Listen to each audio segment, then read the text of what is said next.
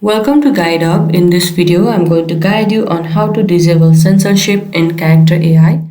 For that, make sure you open one preferred web browser and go on the website Character.AI and make sure to log in. If you haven't created yourself account, then make sure to sign up. Here you can see that I'm already in my Character.AI account and I'm already logged in. Now firstly, you need to choose the character that you want to have the conversation with, or else you can simply search over here for the character.